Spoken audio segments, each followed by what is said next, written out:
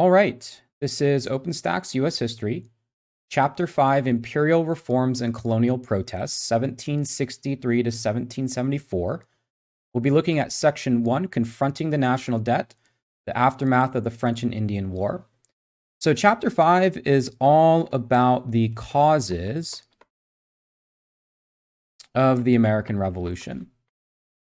So this is, really the chapter on how those 13 English colonies, which we talked about previously, banded together, fought a war against their mother country in Great Britain, and declared an independent country in the form of the United States. This chapter talks about how you get from point A almost to point B, right? One thing to take note of is that this chapter goes up to 1774. Really, the date to remember is 1776. That is, in whatever history class you're in, that is an absolutely must-know date. Probably if you were just to remember one year in all of American history, 1776 or 1776 would be that year.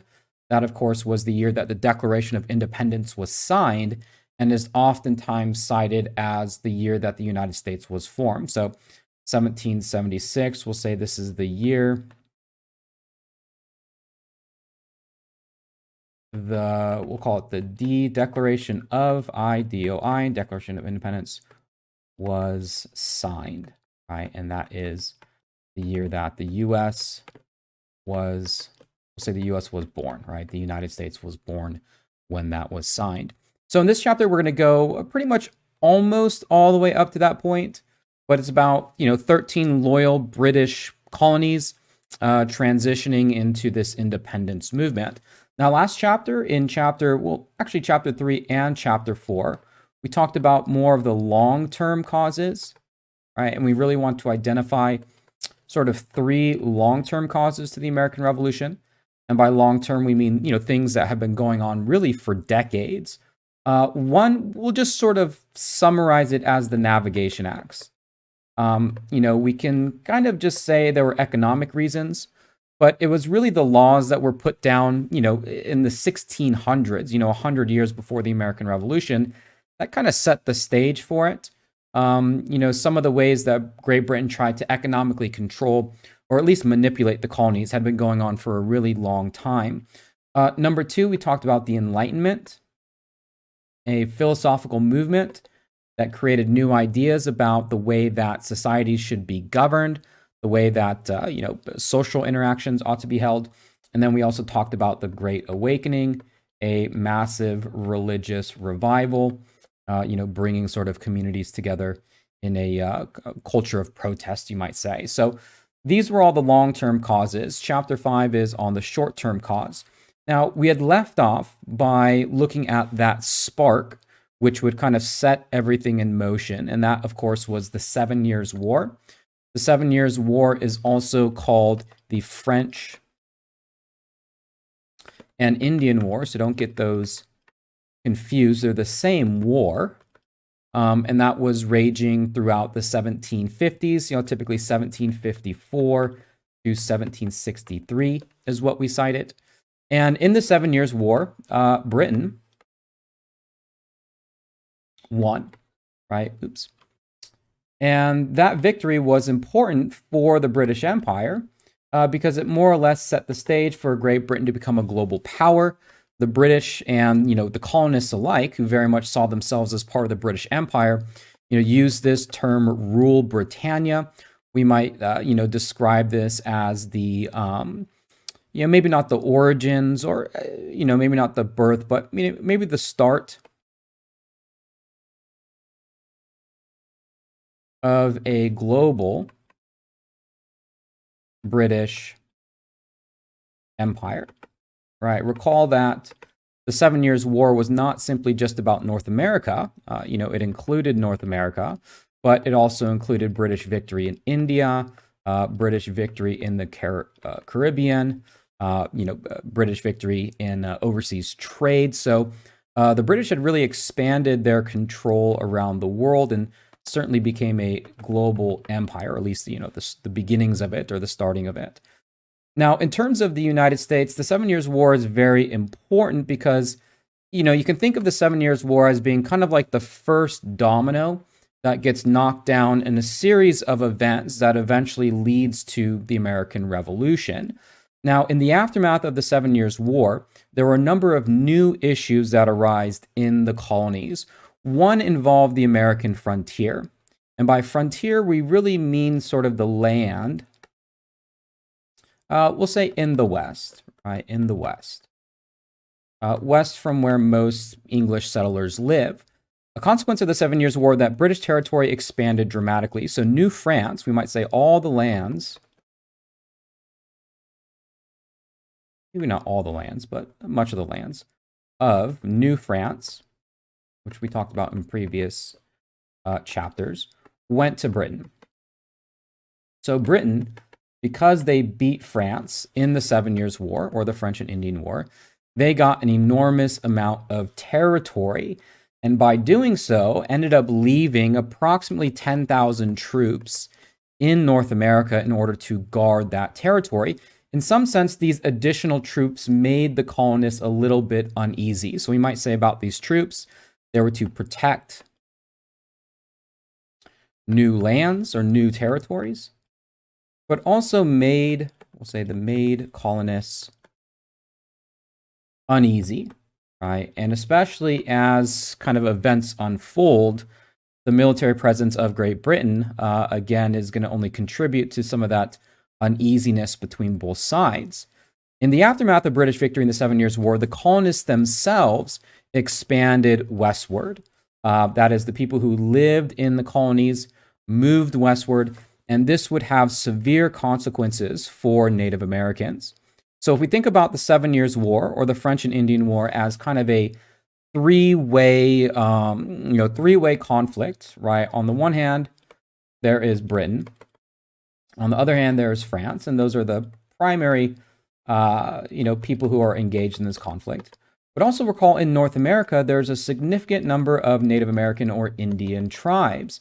Now, for the most part, Native Americans sided with the French, right? So we might just say that for the most part, most Native Americans sided with France, maybe a few sided with Great Britain. But that was one of the reasons as to why the English called it the French and Indian War, because they were fighting not only France, but also France's Indian allies. As a consequence of the 7 Years' War, the French are gone, right? The French are gone. So this means a number of things. First of all, it means a loss of France. And recall that out of all the European powers, the French had the strongest and longest lasting, well, maybe not longest lasting because of this conflict, but certainly some of the strongest alliances out of any European power. So for Native Americans, the loss of France is the loss of a crucial ally. But maybe more importantly, it is, or it means essentially that now the Native Americans can only deal with one power, and that is Great Britain. And one thing that makes Britain a little bit different than France is that for the most part, the British and especially the English settlers are more after territory or land. So we might say that losing France, now dealing with a land-hungry group of British settlers, it's going to lead to a lot more conflict. So territorial encroachment by British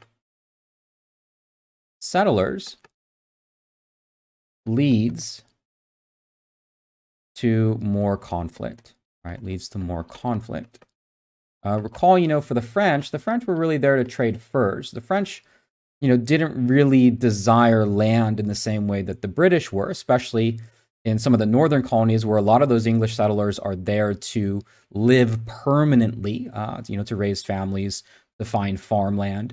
And just the fact that the British also just sent way, way, way more people into the New World that France did. So, the loss of France in the 7 Years' War certainly changes the dynamic of, these various powerful entities, tribes, the British settlers in the westward territory than was the case before. Your textbook uses this term middle ground to describe kind of the contested areas on the frontier or borders between European powers and Native American groups or tribes, this sort of middle ground is kind of, it's less apparent as fewer and fewer powers are there to contest it. Now, this leads to an increased amount of violence. In fact, a pretty significant amount of violence that breaks out on the frontier between Native Americans and British settlers. Pontiac's Rebellion. Pontiac himself was a Native American leader. We'll say Native American man who led an attack on, and we have it right here, Fort Detroit. That was attacked by Pontiac and his allies.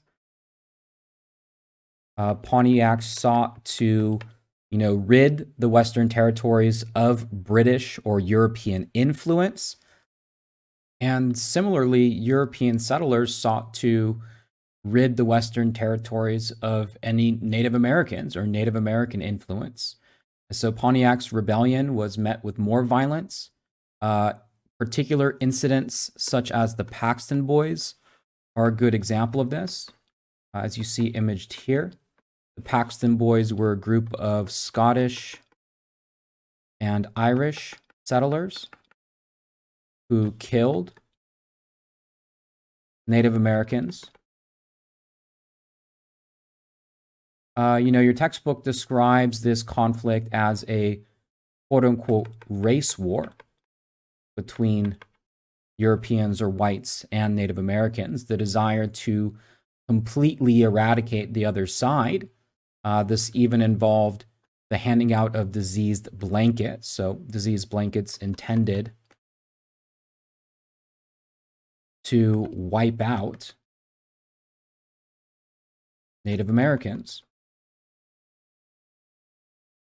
And all of this violence, right? So, combining together Pontiac's Rebellion, the Paxton Boys, as you can see imaged in this picture. This was something that, at least for the British, wasn't the optimal or desired outcome. And so Great Britain stepped in an effort to try and end some of the violence that was going on in the frontier and established the Proclamation Line, or sometimes called the Proclamation Line of 1763. And we have a pretty good image of it here. What the Proclamation Line did was to divide North America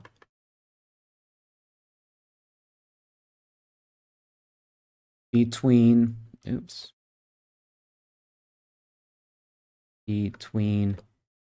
Indian land and settler land.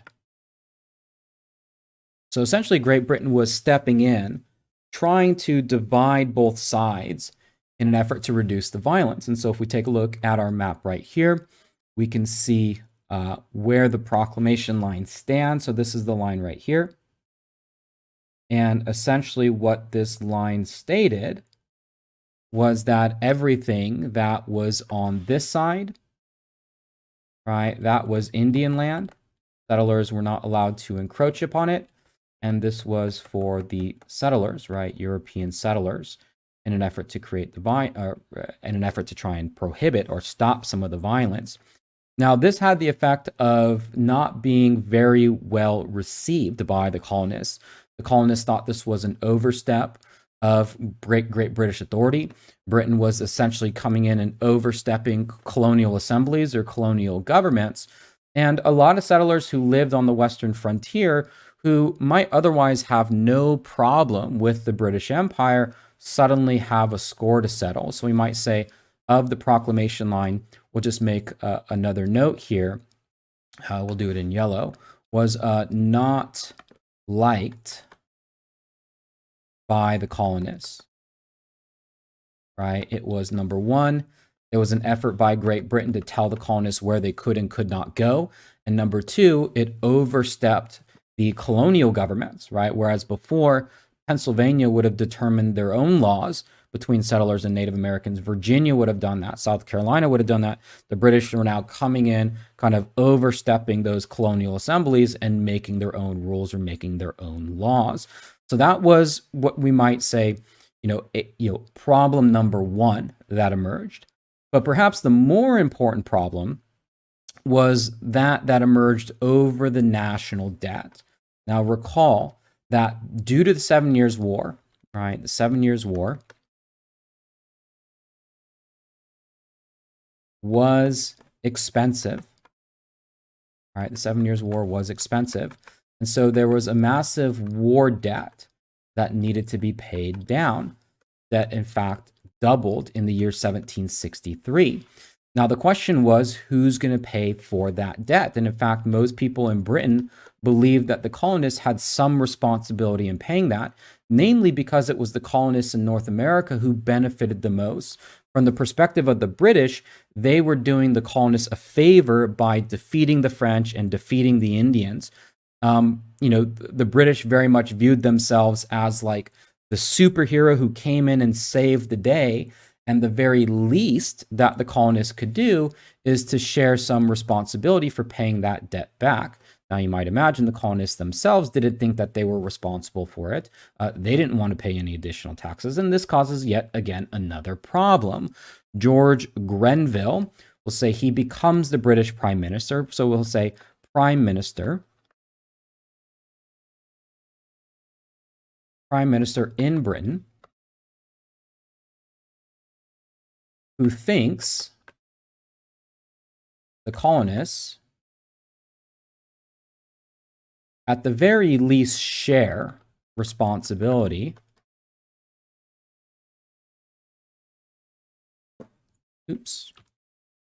to pay war debt, right? To pay the war debt.